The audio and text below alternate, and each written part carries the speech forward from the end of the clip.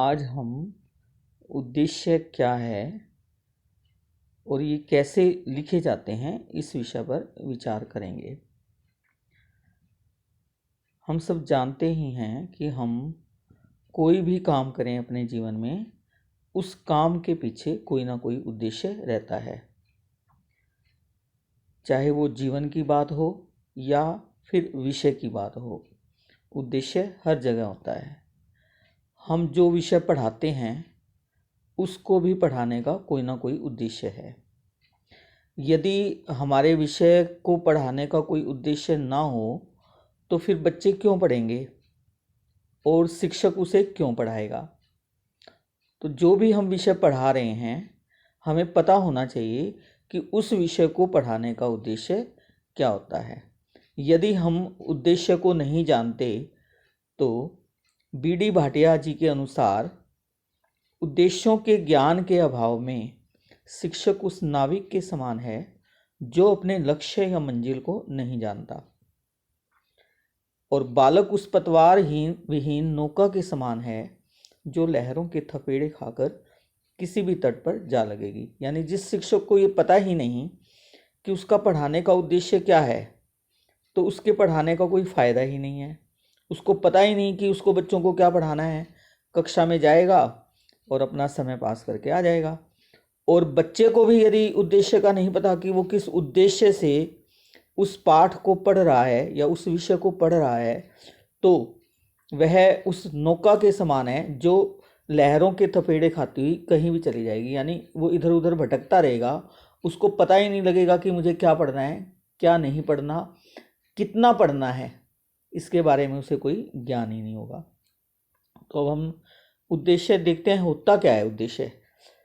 शिक्षण के संबंध में उद्देश्य किसी प्रक्रिया के परिणाम स्वरूप होने वाले वांछित परिवर्तन को व्यक्त करने वाला कथन। यानी शिक्षण एक प्रक्रिया है और यह प्रक्रिया सोद्देश्य होती है, यानी इसमें उद्देश्य होता है। और जैसे कि मान लो हम भाषा को पढ़ा रहे हैं, चाहे वो हिंदी भाषा है, चाहे वो इंग्लिश है, चाहे वो संस्कृत है, कोई भी भाषा है, तो हमारा भाषा को पढ़ाने का उद्देश्य क्या है कि विद्यार्थी भाषा को शुद्ध रूप में बोलना, पढ़ना व लिखना सीख सकेंगे। ये हमारा उद्देश्य है पढ़ाने का। यानी मुझे पता है कि भाई बच्चे को क्या सिखाना है और बच्चे को ये पता हो कि उसको क्या सीखना है, तो शिक्षण भी अच्छा होगा और अधिगम भी अच्छा होगा। अब बात आती है कि उद्देश्य कितने प्रकार के होते हैं। तो आम तौर पर उद्देश्यों को दो भागों में बांटा गया है। हम ये कह सकते हैं कि उद्देश्य दो प्रकार के होते हैं, सामान्य उद्देश्य और विशिष्ट उद्देश्य। सामान्य उद्देश्य ये वे उद्देश्य होते हैं जिनकी प्राप्ति एक पाठ से नहीं की जा सकती। इनको प्राप्त करने में सामान्यतः ज़्यादा समय लगता है। अर्थात ये जो उद्देश्य होते हैं वो विषय से संबंधित होते हैं। यानी जो भी हम पाठ पढ़ा रहे हैं, जो भी विषय पढ़ा रहे हैं, जैसे कि हिंदी, इंग्लिश, सामाजिक, गणित, विज्ञान, ये विषय हैं हमारे। तो सामान्य उद्देश्य जो होते हैं वो विषय से संबंधित होते हैं और ये दीर्घकालीन होते हैं। यानी इनको हम एक पीरियड की अवधि में या एक महीने की अवधि में प्राप्त नहीं कर सकते। इनको प्राप्त करने में हमें 1 वर्ष भी लग सकता है, 2 वर्ष भी लग सकते हैं, 10 वर्ष भी लग सकते हैं। यानी ये दीर्घकालीन हमारा एक वो होता है। जैसे कि मान लो मुझे बच्चे को हिंदी में उसके शुद्ध रूप से बोलने या उसकी बोलने की क्षमता का या उसकी लिखने की क्षमता का या उसके अपने विचारों को अभिव्यक्त करने की क्षमता का विकास करना है, या विज्ञान के विषय में मैंने विज्ञान के प्रति बच्चों का जो की रुचि है उसको जागृत करना है, या उसका वैज्ञानिक दृष्टिकोण का विकास करना है, या उसकी तार्किक और चिंतन शक्ति का विकास करना है, तो ये विकास जो होगा वो केवल एक पीरियड में या एक दिन में या 2 दिन में नहीं हो जाएगा। इसको करने के लिए मुझे कम से कम 1 महीना भी लग सकता है, 1 वर्ष भी लग सकता है और ज़्यादा समय भी लग सकता है। ये जो सामान्य उद्देश्य होते हैं वो व्यापक होते हैं, यानी इनका क्षेत्र जो है वो विशाल होता है क्योंकि ये विषय से संबंधित होते हैं। और अपरिवर्तनशील होते हैं, यानी विषय के जो उद्देश्य होंगे वो अपरिवर्तनीय होंगे, इनको हम परिवर्तित नहीं कर सकते, विषय का उद्देश्य वही रहेगा। अब जैसे गणित का विषय है, गणित के प्रति रुचि उत्पन्न करना, उनके अंदर तार्किक और चिंतन शक्ति का विकास करना, उनको अंक गणित के नियमों से परिचित कराना, तो ये गणित का यानी विषय का सामान्य उद्देश्य है, और ये सामान्य उद्देश्य एक ही रहेगा हमेशा, इनमें कोई परिवर्तन नहीं कर सकते। ऐसे ही जैसे विज्ञान का है, विज्ञान का उद्देश्य जो है विद्यार्थियों में तार्किक एवं चिंतन शक्ति का विकास करना, या विज्ञान विषय के प्रति उनकी रुचि को जागृत करना, तो ये सामान्य उद्देश्य जो होते हैं वो अपरिवर्तनशील होते हैं, यानी इनमें कोई परिवर्तन नहीं होता। विषय, क्योंकि ये विषय से संबंधित होते हैं। अब बात आती है विशिष्ट उद्देश्य की। विशिष्ट उद्देश्य क्या होते हैं? ये वे उद्देश्य होते हैं जो कि प्रत्येक पाठ की प्राप्ति समाप्ति पर ही प्राप्त किए जा सकते हैं। ये उद्देश्य ये बताते हैं हमें कि किसी प्रकरण के पढ़ने के बाद छात्र के व्यवहार में क्या परिवर्तन आएगा, छात्र कैसे कार्य करेगा, कैसे सोचेगा और कैसे अनुभव करेगा। तो इस तरह के जो उद्देश्य होंगे जो ये बताएंगे कि छात्र के व्यवहार में क्या परिवर्तन आएगा। व्यवहार में परिवर्तन आने का मतलब कि छात्र क्या सीख जाएगा, कैसे वो काम करेगा, किस तरह की अनुभूति उसको होगी, तो इसको हम विशिष्ट उद्देश्य कहेंगे। ये उद्देश्य जो होते हैं वो पाठ से संबंधित होते हैं। प्रकरण यानी उपविषय, जैसे मान लो मैं हिंदी पढ़ा रही हूँ तो हिंदी के अंतर्गत मेरा विषय ग्रामर व्याकरण पढ़ा रही हूँ तो संज्ञा सर्वनाम कुछ भी हो सकता है, या कोई मैं उसकी टेक्स्ट बुक पढ़ा रही हूँ तो उसमें से कोई भी विषय हो सकता है, जैसे झांसी की रानी हो सकती है, फूल की आत्मकथा, यानी जो उसके अंदर पाठ दिए हुए हैं।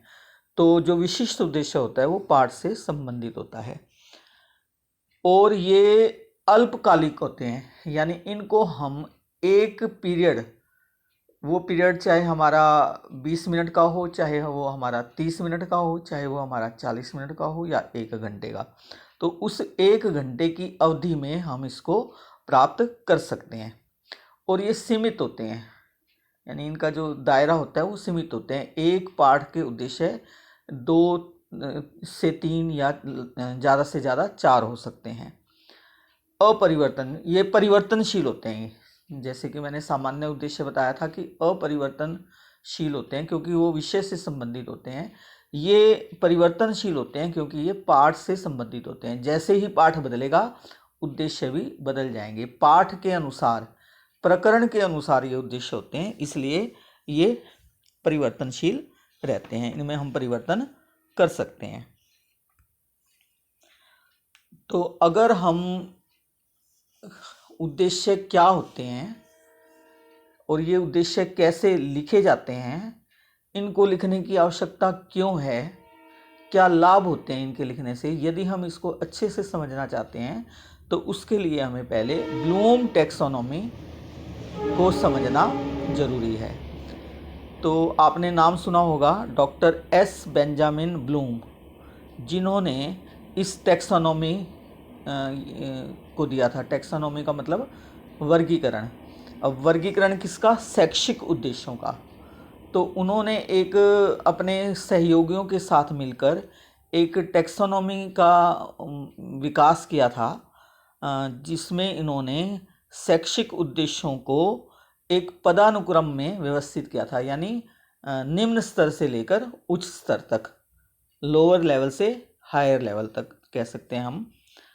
तो उसमें उन्होंने शिक्षा के जो उद्देश्य होते हैं उनका एक क्रम निर्धारित किया, और ये जो टैक्सोनॉमी है उनकी वो शैक्षिक उद्देश्यों यानी सीखने के जो उद्देश्य होते हैं, जिनको हम लर्निंग ऑब्जेक्टिव भी कहते हैं, के वर्गीकरण से संबंधित है।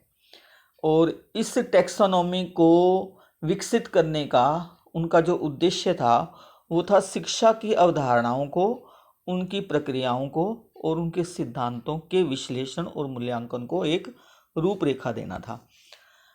तो इन्होंने, ब्लूम ने ये बताया कि शैक्षिक उद्देश्य जो हैं उनको हम 3 क्षेत्रों में विभाजित कर सकते हैं। यानी बच्चे के, कोई भी बच्चा जो होता है उसके सीखने के 3 क्षेत्र होते हैं।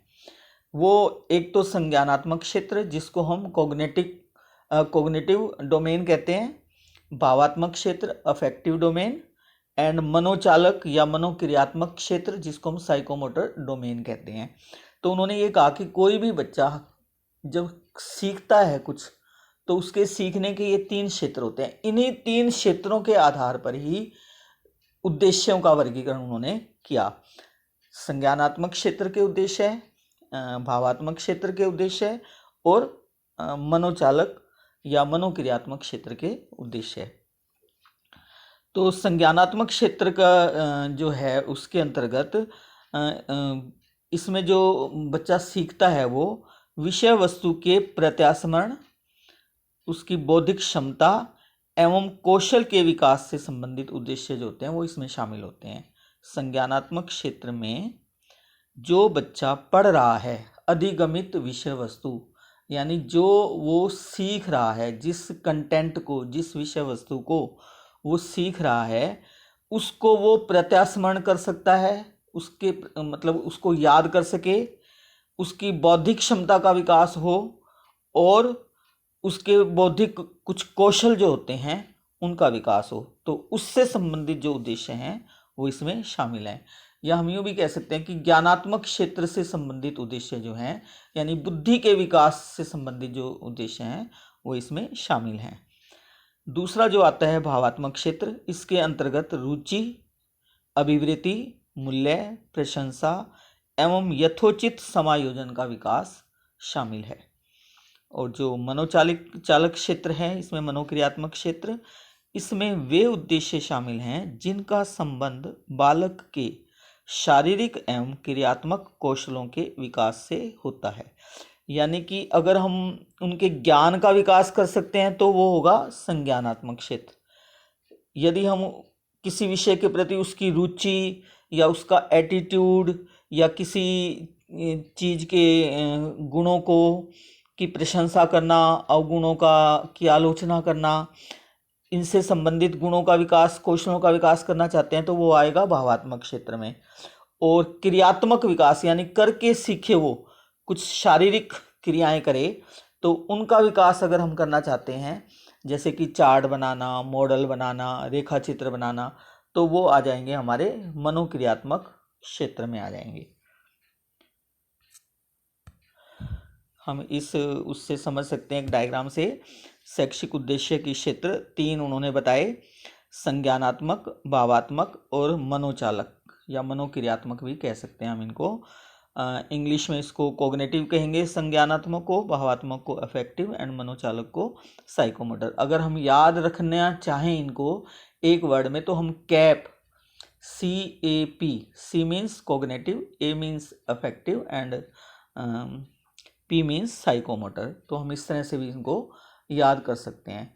तो सबसे पहले 1956 ईस्वी में डॉक्टर S बेंजामिन ब्लूम ने अपना जो इन उद्देश्यों के जो क्षेत्र बताए थे, ज्ञानात्मक क्षेत्र, तो ये 6 उसके स्तर बताए थे उन्होंने। जो मूल प्रत्यय था, जब सबसे पहले उन्होंने अपने कुछ सहयोगियों के साथ मिलकर इसको दिया था, तो उसमें इन्होंने ज्ञान, बोध, अनुप्रयोग, विश्लेषण, संश्लेषण एंड मूल्यांकन, तो ये 6 स्तर बताए थे। भाई सबसे पहले बच्चे का हम क्या है, ज्ञान के स्तर को विकसित करते हैं, फिर उनकी समझ को करते हैं, फिर वो सीखे हुए ज्ञान का प्रयोग करना सीख जाए, फिर विश्लेषण करना आए, संश्लेषण और मूल्यांकन, फिर बाद में उसका संशोधित रूप लगभग 2000 के करीब उसका आया था।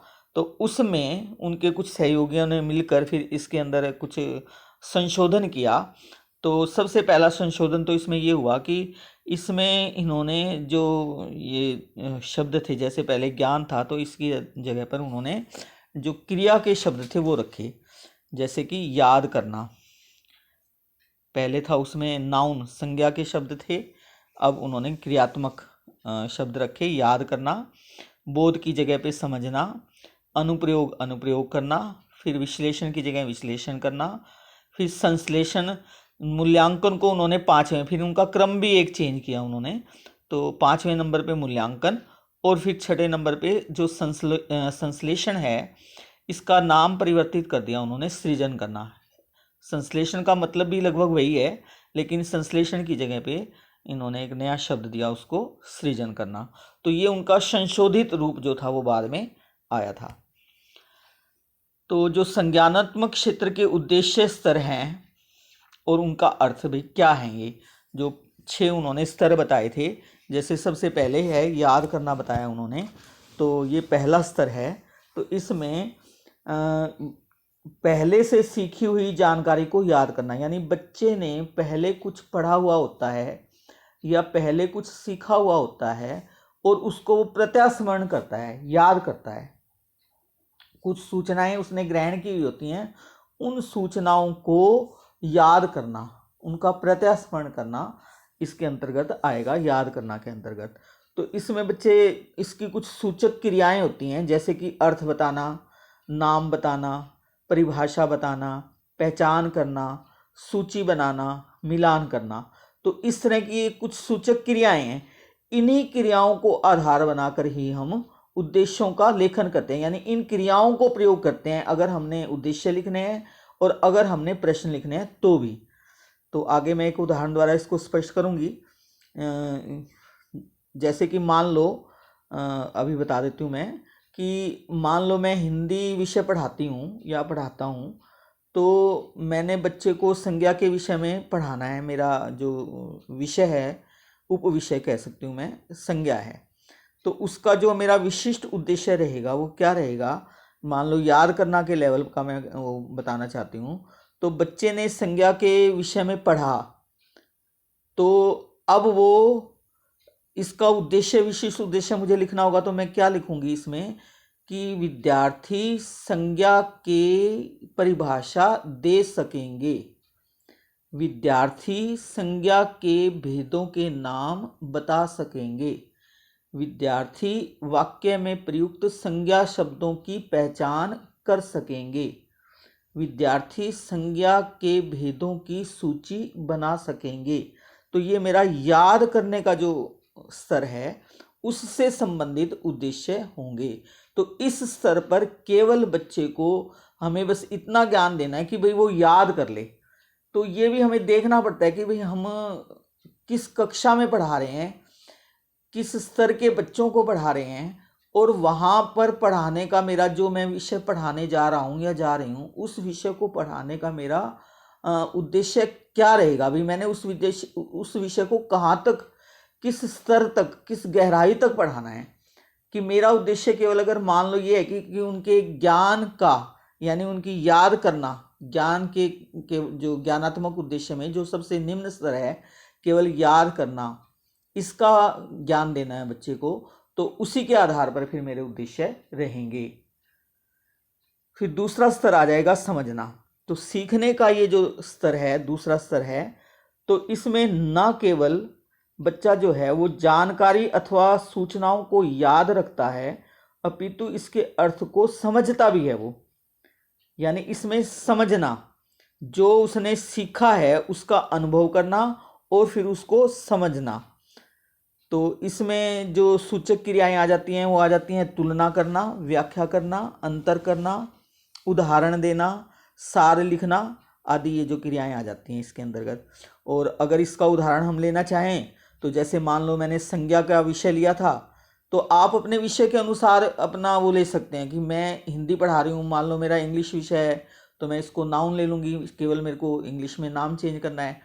अगर मैं गणित विषय पढ़ा रही हूँ तो मेरा गणित विषय पढ़ाने का कोई लाभ या हानि हो सकता है, या इंटरेस्ट का टॉपिक हो सकता है, इंटरेस्ट पढ़ाना, कंपोजिट इंटरेस्ट होता है वो पढ़ाना। तो जो भी मेरा विषय होगा उसके आधार पर हम अपने जो उद्देश्य जो हैं वो लिख सकते हैं। तो अब इसमें क्या है, बच्चा केवल जो याद करना था उसमें तो क्या था कि संज्ञा के परिभाषा वो दे सकता है, संज्ञा के भेदों के नाम बता सकता है। अब यहाँ पर क्या होगा, संज्ञा के भेदों में वो अंतर बता सकता है। जैसे व्यक्तिवाचक और जातिवाचक संज्ञा में वो अंतर बता सकता है, उनके अंतर को उदाहरण देकर स्पष्ट कर सकता है, उनके भेदों की व्याख्या कर सकता है। तो ये आ जाएगा इसमें, हमारा समझने में आ जाएगा। अब हमारा जो तीसरा जो लेवल आ जाता है वो आ जाता है अनुप्रयोग करना। सीखे गए ज्ञान का वास्तविक परिस्थितियों में उपयोग करना, यानी जो कुछ भी उसने सीखा उसको यदि वह अपने वास्तविक जीवन में प्रयोग करने के काबिल हो जाता है तो हम ये समझते हैं कि बच्चे को सीखा हुआ ज्ञान नवीन परिस्थितियों में प्रयोग करना आ गया। तो इसकी जो सूचक क्रियाएं होती हैं वो है अभिनय करना, व्याख्या करना, संशोधित करना, उदाहरण देकर अपनी बात को स्पष्ट करना, गणना करना या प्रदर्शित करना। अब इस स्तर पर वह संज्ञा अथवा सर्वनाम शब्दों का उपयोग करना सीख जाता है, अर्थात कहाँ संज्ञा का प्रयोग करना है, कहाँ वह सर्वनाम का प्रयोग करेगा। अगर मेरा गणित विषय है, मैंने उसको सब्ट्रैक्शन, एडिशन या मल्टीप्लिकेशन या डिवीज़न करना सिखा दिया है, तो वो अपनी रियल लाइफ में इनका प्रयोग करना सीख जाता है। जैसे कि मान लो वो मार्केट में जाता है, कुछ सामान खरीदता है और दुकानदार को जब वो पैसे देता है तो उसको हिसाब लगाना आ जाए कि मैंने कितना सामान खरीदा था, कितने पैसे उसके बने, यानी वो प्लस कर लेगा। मैंने मान लो 2 किलो चीनी खरीदी 50 रुपये की, 1 किलो चावल खरीदे 30 रुपये के, कितने पैसे बन गए 80 रुपये। दुकानदार को उसने 100 का नोट दिया, अब कितने पैसे उसको मिलेंगे 20 रुपये, यानी उसने प्लस किया 50 और 30 को, फिर 100 में से उसने सब्ट्रैक्ट किया, उसको 20 रुपये मिलने चाहिए। यदि वह ऐसा करने में काबिल हो जाता है तो हम ये मान लेंगे कि वह बच्चा अपने सीखे हुए ज्ञान को वास्तविक जीवन में प्रयोग कर सकता है। तो यानी उसने 3 लेवल, उसने अपने सीखने के 3 स्तर जो हैं वो प्राप्त कर लिए हैं। अब हमारा जो चौथा स्तर आ जाएगा वो आएगा हमारा विश्लेषण करना। अब विश्लेषण का मतलब किसी अवधारणा के घटकों को विभक्त करना, यानी उसके टुकड़े करना, एवं प्रत्येक घटक कैसे एक दूसरे से जुड़े हुए हैं इसकी समझ विकसित करना। यानी कि इसमें क्या होता है कि जो बच्चा सीख जाता है, जिस भी विषय के बारे में वो ज्ञान प्राप्त कर लेता है, तो उस सीखी हुई जानकारी की वो जांच करना अगर उसको आ जाता है, वस्तु या विचार को सरल खंडों में विभक्त करना आ जाता है, और सामान्यीकरण करना आ जाता है, यानी उसका नियम बनाना आ जाता है, तो इसका मतलब वो विश्लेषण कर सकता है। तो उसने अपने चौथे स्तर को प्राप्त कर लिया। जैसे कि उदाहरण, हम संज्ञा का विषय लेके चल रहे हैं या कोई भी विषय हम ले सकते हैं। मान लो तो मैंने अभी संज्ञा का विषय लिया, तो जैसे कि संज्ञा या सर्वनाम के सभी भेदों को खंडों में विभाजित करके उनके बारे में जानकारी ग्रहण करेगा। भाई ये व्यक्तिवाचक संज्ञा है तो क्यों है, क्या लॉजिक है इसके पीछे, क्या तर्क है इसके पीछे। जातिवाचक है तो क्या है, फिर वो उनके आधार पर नियम बनाएगा कि भाई व्यक्तिवाचक संज्ञा इसको क्यों कहते हैं, क्योंकि इसमें किसी व्यक्ति, स्थान, वस्तु या जाति के नाम आता है तो इसलिए इसको व्यक्तिवाचक संज्ञा कहते हैं। जातिवाचक क्यों कहते हैं, भाई ये सबके लिए कॉमन है इसलिए इसको जातिवाचक कहते हैं। तो वो समझ जाएगा तो अपने नियम बनाएगा, यानी एक एक उसके एक एक भेद के बारे में वो अच्छे से जानकारी प्राप्त करेगा और फिर उसके से संबंधित नियम बनाएगा, और फिर अपने इस ज्ञान को वो मतलब कि विश्लेषण करके देखेगा उस चीज़ का कि जो उसने सीखा था वो कितना उसको मतलब समझ में आ गया वो। यानी यहाँ पर क्या होता है, विश्लेषण के स्तर में उसकी जानकारी जो होती है वो थोड़ी सी और बढ़ जाती है। जैसे पहले उसने केवल याद करने का, भाई जो कुछ उसने पढ़ा था बस वो केवल याद कर सकता है, फिर उसको कुछ अंडरस्टैंडिंग हो गई, समझ हो गई, फिर उस सीखे हुए ज्ञान को वो प्रयोग कर सकता है। फिर जो उसने सीखा उस जानकारी को अच्छे से यानी खंडों में विभक्त करके उसकी गहराई से वो जांच कर सकता है, पड़ताल कर सकता है, उसके आधार पर अपने कुछ नियम विकसित कर सकता है। तो ये हो जाएगा उसका विश्लेषण का स्तर हो जाएगा। फिर आ जाएगा मूल्यांकन का स्तर। इसमें क्या हो गया कि निर्देशों के एक समुच्चय पर आधारित निर्णय करना, यानी मूल्यांकन जो होता है वो पठन सामग्री की उपयोगिता के परीक्षण करने की क्षमता से संबंधित होता है। यानी उसने जो कुछ भी पढ़ा वो उसके लिए कितना उपयोगी है, क्या उस जो उसने ज्ञान प्राप्त किया है उसका वो मूल्यांकन करके देखता है कि वो उसके लिए कितना लाभदायक है, उस प्राप्त ज्ञान से उसके दैनिक जीवन में या उसके आगे आने वाले जीवन में उसका क्या महत्व हो सकता है, क्या फ़ायदा हो सकता है, मूल्यांकन करके देखेगा। इस स्तर पर जो व्यक्ति होता है या विद्यार्थी जो होता है वो विभिन्न विचारों, नियमों, विधियों, सिद्धांतों आदि की आलोचनात्मक व्याख्या कर सकता है। इसमें निर्णय लेने की क्षमता का विकास होता है, यानी जो मूल्यांकन होता है इसमें बच्चा जो है अपना निर्णय ले सकता है। तो इसमें जो क्रियाएं आती हैं वो है मूल्य निरूपण करना, आंकना, तर्क प्रस्तुत करना, निष्कर्ष निकालना, निर्णय लेना, व्याख्या करना आदि। और जो अंतिम स्तर आएगा वो आएगा सृजनात्मक करना, यानी सृजनात्मक। तो इसमें सीखने के, यानी इसको हम क्रिएटिविटी भी कह सकते हैं, सूचना को मौलिक रूप में प्रस्तुत करना, अर्थात नए ज्ञान का निर्माण करना।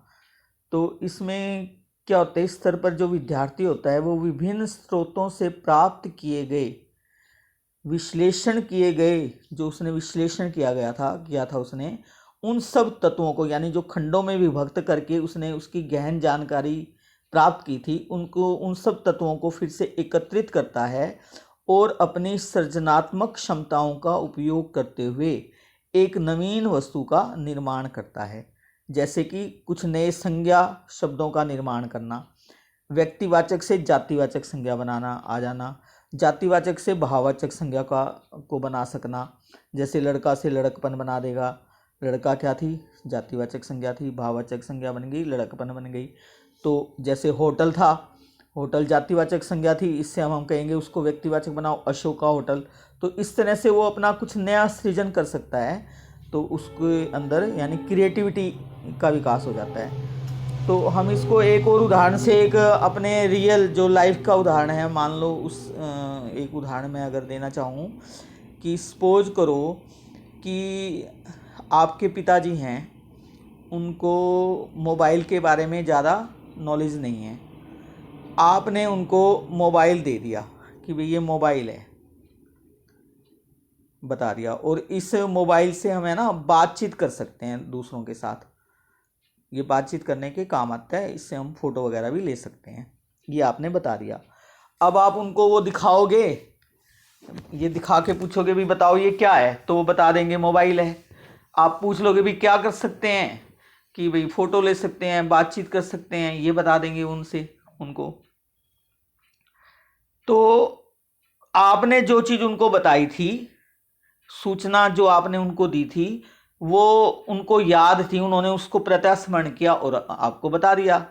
मोबाइल आपने दिखाया था और फिर आपने पूछ लिया तो उनको पहचान आ गई, हम इसमें था कि पहचान कर सकते हैं। तो अब मान लो एक याद करने का हो गया अभी इनका प्रत्यास्मरण वाला। फिर समझना, अब आप उनको बताओगे आगे मोबाइल में कि भाई ये देखिए, अगर हमने किसी से बात करनी हो तो हम ऐसे इसको नंबर मिलाएंगे और बातचीत कर सकेंगे, ये इसका कैमरा है, इससे हम फ़ोटो ले सकते हैं, और ये हमारा मैसेज का वो है आइकन है, इसके थ्रू हम किसी को अगर मैसेज देना चाहते हैं तो टाइप करके मैसेज दे सकते हैं, ऐसे ऐसे यहाँ से टाइप करेंगे। तो आपने उनको समझा दिया, उनके फीचर्स बता दिए भी ये हैं और इससे हम ये कर सकते हैं, करके आपने उनको समझा दिए। अब आपने उनको ये कहा तो यहाँ पर समझने का स्तर हो गया उनका, समझ गए वो। अब आपने उनको ये कहा कि भाई आप फोटो लेकर दिखाएं, ये मोबाइल लो और इससे मेरे को फ़ोटो लेकर दिखाओ, या आप ये जो है मैसेज भेज के दिखाओ अपने किसी फ्रेंड को, या मेरे किसी फ्रेंड को मैसेज भेजो। और अगर वो मैसेज भेज देते हैं, फ़ोटो ले लेते हैं, तो इसका मतलब वो जो सीखा था उन्होंने ज्ञान, जो उन्होंने समझा था, उसका प्रयोग करना उनको आ गया। अब वो विश्लेषण के स्तर पर क्या करेंगे, अब वो एक एक चीज़ का विश्लेषण करेंगे। भाई मैंने इसके कैमरे को प्रयोग किया, भाई फ़ोटो तो बड़ी क्लियर आई थी, बहुत अच्छी थी, और मैंने अपने उससे फ्रेंड से बातचीत की, वॉइस भी बड़ी क्लियर थी इसकी। तो एक एक चीज़ का, एक एक पार्ट का उन्होंने मतलब उसका मूल्यांकन किया, विश्लेषण किया, एक एक खंड को उसने में विभक्त करके देखा। तो उनको लगा कि हाँ ठीक है, ये अच्छा है, इसका फोटो कैमरा भी अच्छा है, इसकी वॉइस भी अच्छी है, विश्लेषण किया। अब उसने मूल्यांकन किया कि वॉइस भी अच्छी है, फोटो की कैमरे की क्लैरिटी भी अच्छी है, और वैसे देखने में लुक वाइज भी अच्छा है ये, तो इट्स ओके भाई, ठीक है, अच्छा है, ये खरीदा जा सकता है।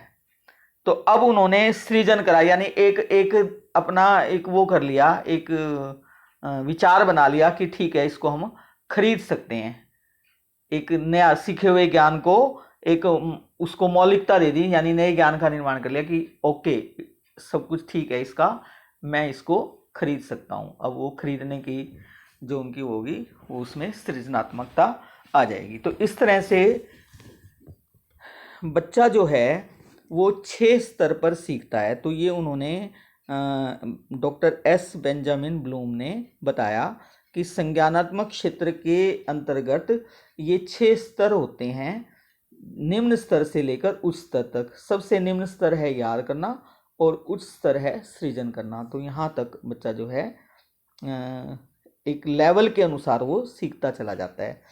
अब हम जब कक्षा के अंदर जाते हैं तो हमें अब ये निर्धारित करना है कि मैंने कौन से उद्देश्य को प्राप्त करना है, यानी कि मुझे ज्ञानात्मक स्तर के उद्देश्य को प्राप्त करना है संज्ञानात्मक क्षेत्र के, और उसके अंतर्गत मुझे याद करना, समझना या प्रयोग करना भी कौन कौन से मेरे उद्देश्य रहेंगे जो मुझे प्राप्त करने हैं बच्चों से।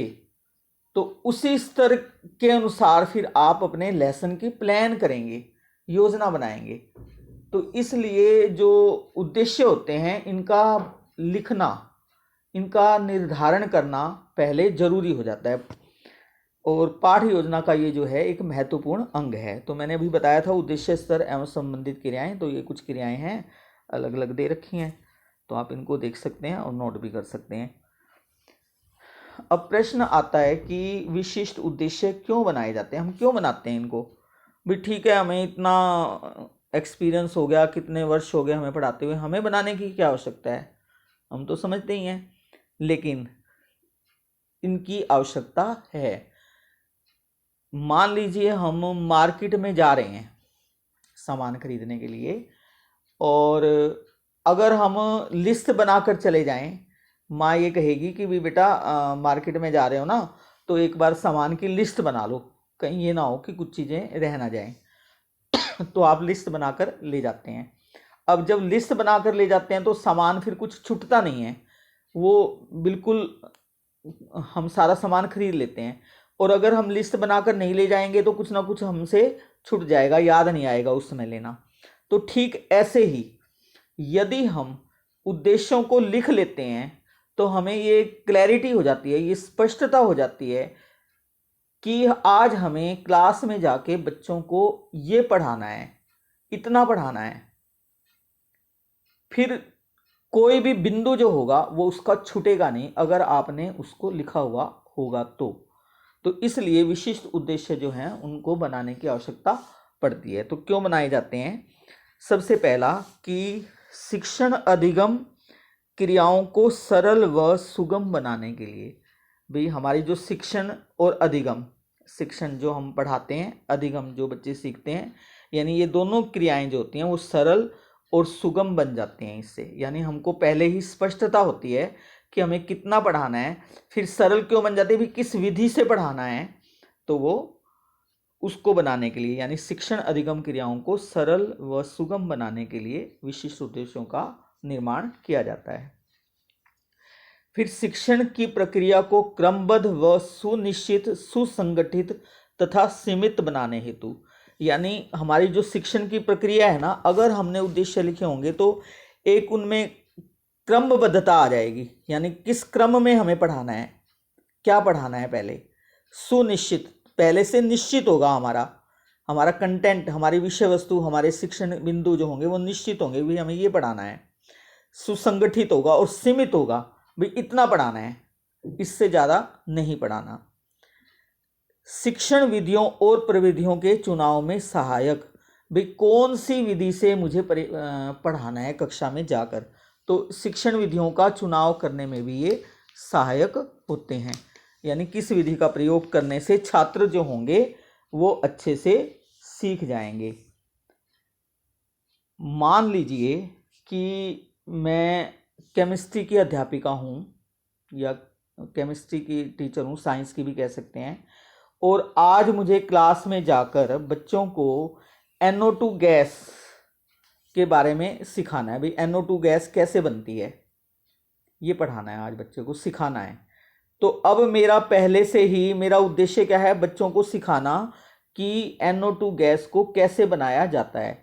तो अब ये मेरा एक निश्चित हो गया, अब मतलब मेरे सामने ये स्पष्ट हो गया कि आज मेरे को बच्चों को प्रयोगशाला में लेकर जाना है, फिर वहाँ जाकर इनको NO2 गैस कैसे बनती है उसको बनाकर उनको दिखाना है, उसमें क्या क्या चीज़ें कौन कौन से केमिकल्स जो होंगे वो प्रयोग होंगे वो उनकी पहले से मैं तैयारी करके रख लूँगी, और फिर उसके बारे में उनको बच्चों को अच्छे से सिखा पाऊँगी।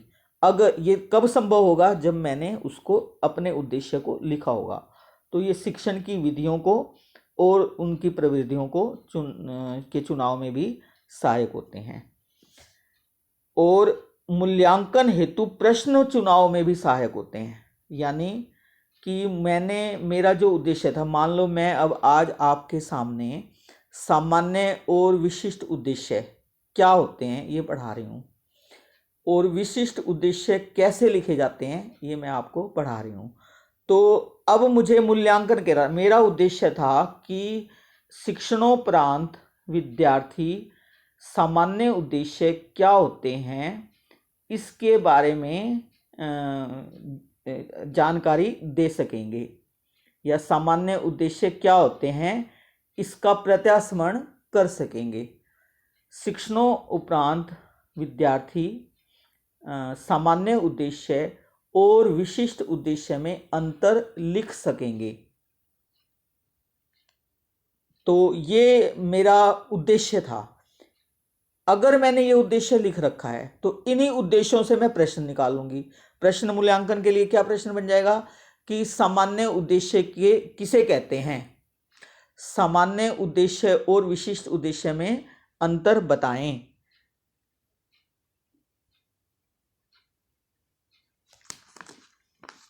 तो मूल्यांकन के हेतु जो प्रश्न होते हैं वो हमें इन्हीं उद्देश्यों से ही मिल जाते हैं। तो ये क्या होता है, मूल्यांकन हेतु प्रश्न के चुनाव में भी सहायक होते हैं। और मूल्यांकन की प्रविधियों के, यानी किन विधियों से हम मूल्यांकन करें, जैसे कि कुछ हम वस्तुनिष्ठ प्रश्न ले सकते हैं, कुछ लघु प्रश्न ले सकते हैं, कुछ अति लघु प्रश्न हो सकते हैं हमारे, कुछ दीर्घ प्रश्न हो सकते हैं। तो जैसे कि मैंने अभी आपको भावात्मक पक्ष बताया कि ब्लूम ने सीखने के 3 क्षेत्र बताए हैं, और उन्हीं क्षेत्रों के आधार पर शैक्षिक उद्देश्यों का वर्गीकरण भी उन्हीं 3 क्षेत्रों के आधार पर ही किया है। संज्ञानात्मक क्षेत्र के उद्देश्य, भावात्मक क्षेत्र के उद्देश्य और मनोक्रियात्मक क्षेत्र के उद्देश्य। तो अब इनके आधार पर जो हम विधियां यानी मूल्यांकन प्रविधियों के चुनाव में सहायक, तो हम कौन सी मूल्यांकन की प्रविधि या विधि हम जिसको कह सकते हैं प्रयोग कर सकते हैं। तो वो मौखिक प्रश्न की हो सकती है, लिखित प्रश्न की हो सकती है, लिखित में वस्तुनिष्ठ प्रश्न हो सकते हैं, अति लघु प्रश्न हो सकते हैं, लघु हो सकते हैं, दीर्घ हो सकते हैं। तो इस तरह से जो अगर हम उद्देश्य लिख लेंगे तो उसमें से मूल्यांकन के लिए हमें प्रश्न भी मिल जाएंगे। और सभी पक्षों से संबंधित उद्देश्यों की प्राप्ति का मापन व मूल्यांकन सुनिश्चित करने में सहायक, यानी जो भी उद्देश्य सभी पक्ष, जैसे कि मैंने अभी संज्ञानात्मक क्षेत्र के 6 स्तर थे। तो पहला स्तर था ज्ञान, फिर उसकी समझ, फिर प्रयोग।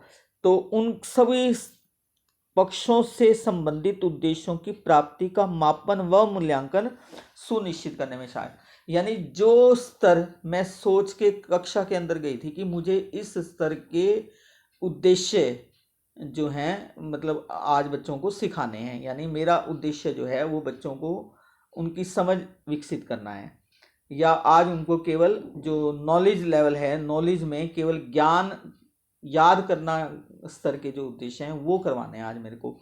तो उन वो उद्देश्यों को मैं करवा पाया या नहीं करवा पाई, तो उनका मापन करने में, उनका मूल्यांकन करने में भी ये विशिष्ट उद्देश्य जो हैं वो सहायक होते हैं।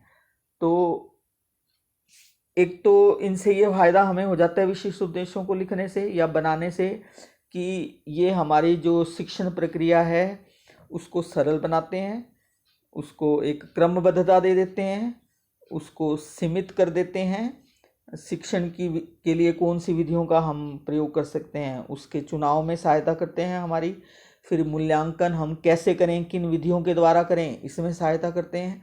मूल्यांकन के लिए किस तरह के प्रश्न हम बनाएं, तो वो प्रश्न भी उन्हीं से हम निकाल सकते हैं। तो इस तरह से विशिष्ट उद्देश्यों को बनाने का जो है हमें फ़ायदा होता है जब हम लेसन प्लान बना रहे होते हैं। अब है विशिष्ट उद्देश्य लेखन के समय ध्यान देने योग्य बिंदु। वही कौन से बिंदुओं का हमें ध्यान रखना चाहिए? तो सबसे पहला कि विशिष्ट उद्देश्य जो होते हैं वो अधिगमकर्ता के व्यवहार में होने वाले परिवर्तन के संदर्भ में लिखने चाहिए, न कि शिक्षक के व्यवहार में। क्योंकि हम जो पढ़ा रहे हैं वो हम विद्यार्थियों को पढ़ा रहे हैं और हमारा उद्देश्य किसके व्यवहार में परिवर्तन करना है? छात्रों के व्यवहार में परिवर्तन करना है। तो उनके व्यवहार में क्या परिवर्तन हो जाएगा, यानी वो क्या सीख जाएंगे, इसके संदर्भ में हमें विशिष्ट उद्देश्य बनाने हैं, ना कि शिक्षक के व्यवहार में क्या परिवर्तन आएगा। फिर विशिष्ट उद्देश्य अधिगम के प्रतिफल के रूप में लिखना चाहिए, ना कि अधिगम की प्रक्रिया के रूप में। भी अधिगम के प्रतिफल का यानी सीखने के बाद हमें क्या मिलेगा, सीखने के बाद बच्चा जो है वो क्या करने में कामयाब हो जाएगा।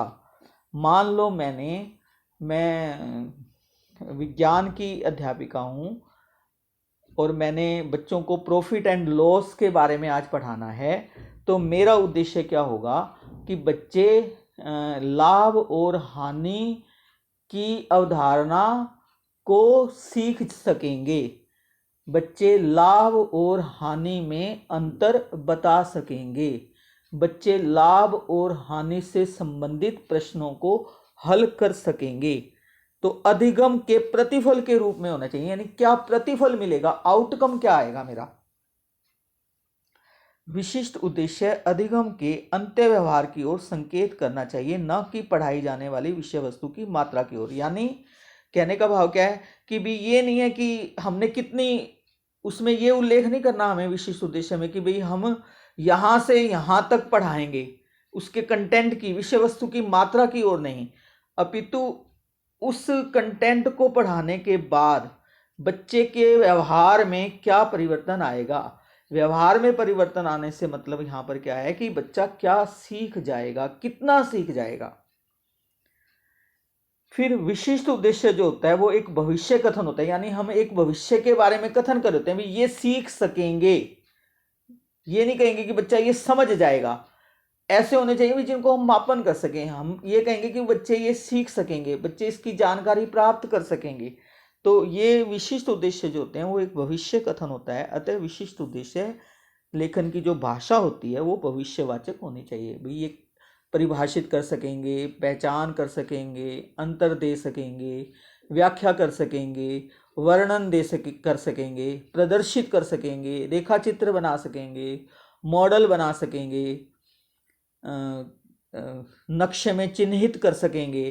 तो इस तरह के हमारे जो उद्देश्य जो होंगे उनकी भाषा होनी चाहिए, यानी लिखते समय हमें भविष्यवाचक भाषा का प्रयोग करना है। और विशिष्ट उद्देश्य में केवल एक अधिगम प्रतिफल की ओर संकेत करना चाहिए, ना कि अनेक की ओर। यानी एक जो हम एक उद्देश्य लिखा, जैसे हमने ये लिखा कि विद्यार्थी संज्ञा की परिभाषा दे सकेंगे, नाम बता सकेंगे, एक ही में नहीं, बस एक अधिगम प्रतिफल की परिभाषा दे सकेंगे, फिर अगले में उसके अंतर बता सकेंगे। विशिष्ट उद्देश्य को उस सामान्य स्तर की ओर स्पष्ट संकेत करना चाहिए जिसकी अपेक्षा है, यानी कौन सा सामान्य स्तर, कौन से स्तर को हमें प्राप्त करना है, कि वो उसकी परिभाषा दे सकेंगे, उसका अर्थ बता सकेंगे, या अंतर बता सकेंगे, या उसको अपने दैनिक जीवन में प्रयोग कर सकेंगे, या उसके भेदों के नामों की सारणी बना सकेंगे।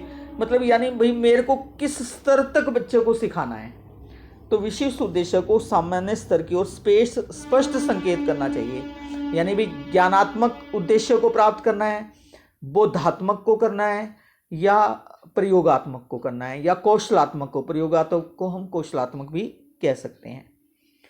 विशिष्ट उद्देश्य में अपेक्षित व्यवहार परिवर्तन एवं पाठ्य वस्तु के बीच संबंध अवश्य होना चाहिए, यानी जो विषय वस्तु हम पढ़ा रहे हैं, जो हमारे उद्देश्य होंगे वो उससे संबंधित होने चाहिए और उसी के आधार पर बच्चे में परिवर्तन आना चाहिए। यानी जो कुछ भी सीखा है बच्चे ने वो उस पर आधारित होना चाहिए। किस पर? कंटेंट पर, जो विषय वस्तु हम पढ़ा रहे हैं। और विशिष्ट उद्देश्य के रूप में लिखे गए कथन संप्रत्यात्मक दृष्टि से स्पष्ट होना चाहिए, यानी उसकी कंसेप्ट जो है वो बिल्कुल क्लियर होनी चाहिए। ये बच्चा सीखेगा, ये बच्चा सीख सकेगा। विशिष्ट उद्देश्य द्वारा संदर्भित व्यवहार प्रेक्षणीय एवं मापनीय होना चाहिए, यानी जो विशिष्ट उद्देश्य के अंतर्गत हमने लिखा था कि बच्चे संज्ञा की परिभाषा दे सकेंगे, तो भाई हम वो मापनीय होना चाहिए, यानी हम देख सकें। अगर हम भाई पूछते हैं, मान लो, वो दिखना चाहिए उसके अंदर। भाई हमने पढ़ा दिया, हमने अपना उद्देश्य ये निर्धारित किया था कि बच्चे परिभाषित कर सकेंगे, तो क्या वो उसकी परिभाषा कर सकता है, तो वो माप सकें हम, यानी हम उस अगर प्रश्न पूछें तो बच्चा उसका उत्तर दे सके। तो इस तरह से हमें लिखने चाहिए विशिष्ट उद्देश्य। अब है विशिष्ट उद्देश्य लेखन के सोपान क्या है, यानी चरण क्या हैं, कैसे लिखें हम। मुश्किल बात होती है, हम बहुत कई बार कठिनाई में पड़ जाते हैं कि कैसे लिखें हम।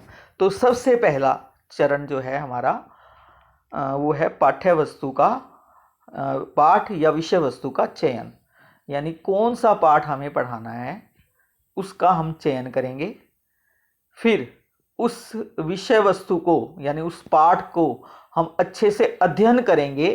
फिर अध्ययन करने के बाद अधिगम बिंदुओं का निर्धारण करेंगे, यानी हमने बच्चे को कौन कौन से बिंदुओं को सिखाना है, यानी उस पाठ में, उस विषय वस्तु में कौन से ऐसे बिंदु हैं जिनको सिखाना, जिनको हमें बच्चों को सिखाना है।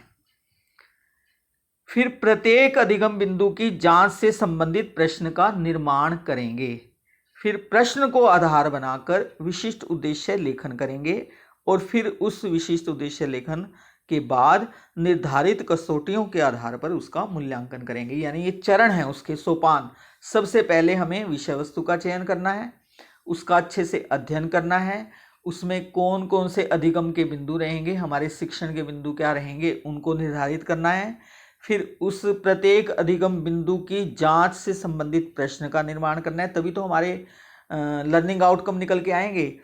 और फिर प्रश्न को आधार बनाकर ही विशिष्ट उद्देश्य लिखना है और फिर निर्धारित कसौटियों के आधार पर उसका मूल्यांकन करना है। जैसे कि उदाहरण मैं देती हूँ एक, कि मैंने हिंदी विषय को लिया क्योंकि मेरा अपना हिंदी विषय है। आप अपना विषय ले सकते हैं, आगे उसके विषय पर भी मैंने कुछ उद्देश्य बनाए हैं।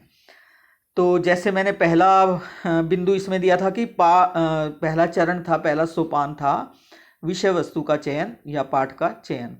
तो 10वीं कक्षा की हिंदी की जो पुस्तक है उसमें एक पाठ दिया गया है मन्नू भंडारी द्वारा लिखित आत्मकथ्य रचना, यानी एक कहानी यह भी। तो उनकी आत्मकथा है वो। तो ये मेरी विषय वस्तु है, पूरा पाठ। अब उसमें अधिगम, दूसरा पॉइंट था हमारा, दूसरा चरण था अधिगम बिंदुओं का निर्धारण करना। तो अब मैंने उसमें से 3 अधिगम बिंदु निर्धारित कर लिए। तो अधिगम बिंदु 3 या 4 या मैक्सिमम 5 इतने होने चाहिए, इससे ज़्यादा नहीं।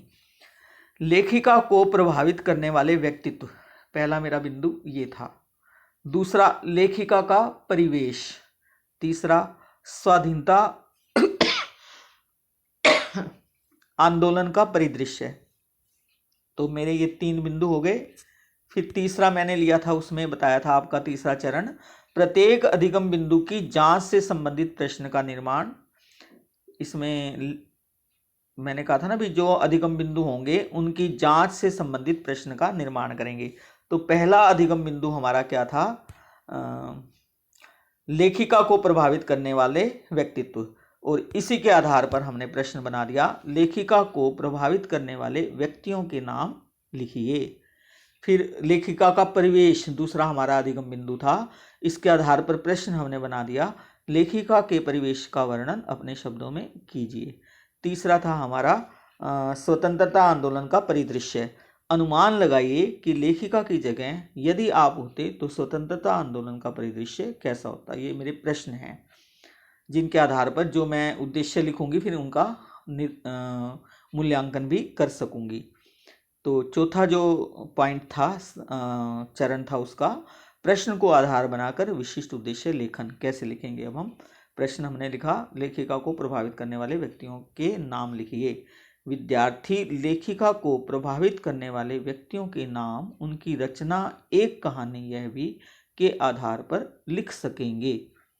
दूसरा मेरा प्रश्न था, लेखिका के परिवेश का वर्णन अपने शब्दों में कीजिए। विद्यार्थी लेखिका की रचना, एक कहानी, यह भी में निर्दिष्ट परिवेश का वर्णन अपने शब्दों में कर सकेंगे।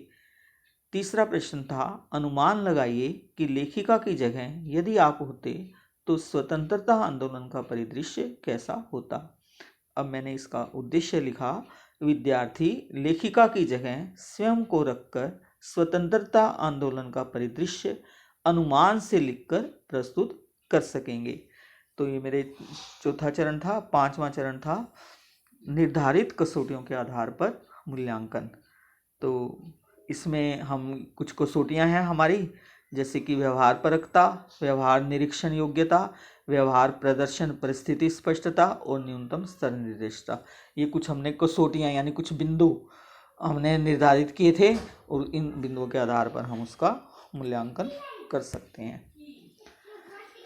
तो हमारे जो उद्देश्य हमने संज्ञानात्मक क्षेत्र लिया था उसके आधार पर ये जो विशिष्ट उद्देश्य तैयार किए गए हैं, तो एक एक उदाहरण है उनका आप देख सकते हैं, याद करना। विद्यार्थी कम से कम 5 रसों का नाम, भाई रस एक ग्रामर के अंतर्गत एक पाठ है, तो उसके आधार पर ये बनाए गए हैं। पहला प्रश्न है याद करना, जो हमारा पहला लेवल था, पहला स्तर था। विद्यार्थी कम से कम 5 रसों का नाम उत्तर पुस्तिका पर लिख सकेंगे।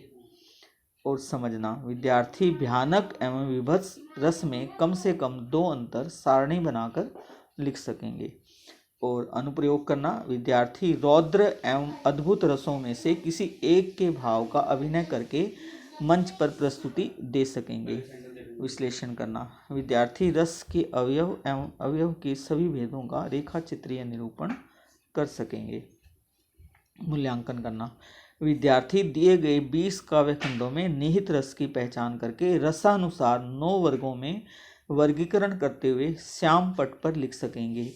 सृजन करना में विद्यार्थी 9 रसों में से अपनी रुचि के अनुसार किसी एक रस की अभिव्यक्ति को केंद्र में रखकर काव्य की रचना कर सकेंगे। तो ये था मेरा हिंदी का। अगर मान लो विज्ञान विषय है मेरा, क्योंकि आप सभी अलग अलग विषय पढ़ा रहे हैं, तो विज्ञान का मैंने हिंदी में ही लिए हैं, आप इनको इंग्लिश में ट्रांसलेट कर सकते हैं। तो इसमें उप विषय है प्रकाश विज्ञान में, और कक्षा ये 7वीं में भी होता है, 8वीं में भी हो सकता है। तो जैसे मैंने याद करना, विद्यार्थी प्रकाश की परिभाषा दे सकेंगे, विद्यार्थी दीप्त तथा अदीप्त वस्तुओं की पहचान कर सकेंगे। अब ये याद करना लेवल के थे। बोधात्मक में, समझना में, विद्यार्थी दीप्त तथा अदीप्त वस्तुओं में अंतर स्पष्ट कर सकेंगे। विद्यार्थी किरण पुंज के प्रकारों का वर्णन कर सकेंगे। फिर प्रयोगात्मक, विद्यार्थी दैनिक जीवन में प्रकाश संबंधी ज्ञान का आवश्यकता अनुसार उपयोग कर सकेंगे। विश्लेषणात्मक में, विद्यार्थी 90% पर आपतित होने वाले प्रकाश किसी समतल दर्पण द्वारा किस प्रकार परावर्तित होगा अनुमान के आधार पर बता सकेंगे। मूल्यांकन में विद्यार्थी प्रकाश से संबंधित ज्ञान का मूल्यांकन कर सकेंगे। सृजनात्मक, विद्यार्थी विभिन्न प्रकाश स्रोतों द्वारा किरण पुंज प्राप्त कर सकेंगे। और इसको हम कौशलात्मक भी कह सकते हैं, सृजनात्मक और कौशलात्मक। विद्यार्थी प्रकाश सीधी रेखा में चलता है, इस कथन को प्रकाशिक यंत्र की सहायता से प्रदर्शित कर सकेंगे। इसी तरह से गणित विषय के जो सामान्य उद्देश्य होंगे वो होगा, जैसे विद्यार्थियों में गणित विषय के प्रति रुचि उत्पन्न करना, विद्यार्थियों में वैज्ञानिक दृष्टिकोण का विकास करना, विद्यार्थियों को अंकगणित के नियमों से परिचित कराना, विद्यार्थियों की मानसिक एवं तार्किक शक्तियों का विकास करना, विद्यार्थियों में अन्वेषण की भावना उत्पन्न करना। और विशिष्ट उद्देश्य हो जाएंगे इसके,